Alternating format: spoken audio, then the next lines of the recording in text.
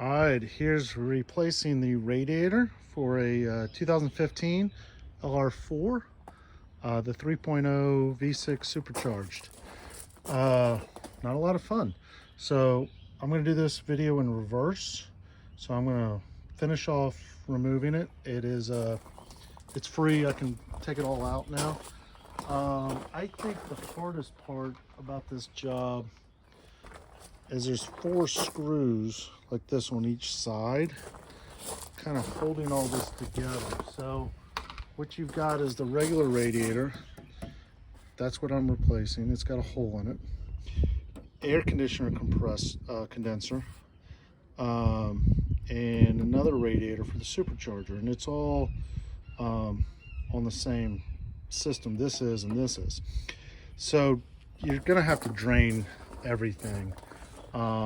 But I think what's hard about it is all 3 of these are probably sandwiched together when they assemble the car, and they probably just put it all in one big unit. The reason you can't do that is because I don't want to mess up the AC lines and you know, mess with the AC system. So I'm kind of having to sneak this out of here. So I've done that. So I'm going to pull it out. I'll clean up all the leaves. I'm going to wipe up all the spillage from removing the antifreeze, and then I'll do a little step-by-step putting it back in. So definitely those little screws are kind of what really makes it hard, just because they're hard to get to. All right, so if you've never done a radiator, sometimes the little pieces like this and these little rubber grommet needs to be swapped over to the new radiator. Not a big deal, just look, but be aware of it.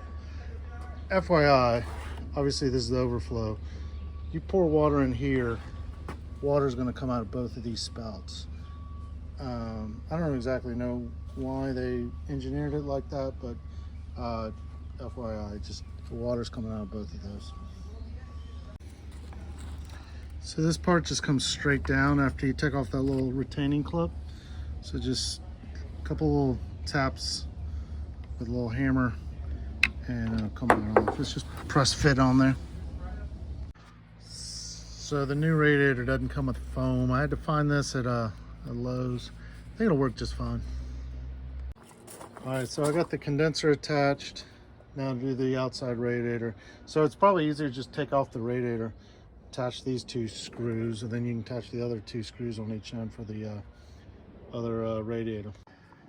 All right, I got the other radiator in, so now we're going to try to get it in. Okay, we're in. Now we're going to put the 13mm bolts. I did move these brackets. You don't have to, but it's just, you're going to struggle if you don't move them, especially right here. The crash sensor is kind of really in the way to remove this bolt. It's a little struggle, but I think it's still easier to remove all this to get to the bolts. Okay, last little part of the radiator. Don't buy an extra piece of foam to go on the bottom of it. The radiator does not sit on this foam. It just kind of seals a gap that's underneath the radiator. I don't think it really probably does anything. This ended up not sticking anyway and coming off. So earlier in the video I said, you know, put this foam on, but retract that. Don't put the foam on. Don't need it.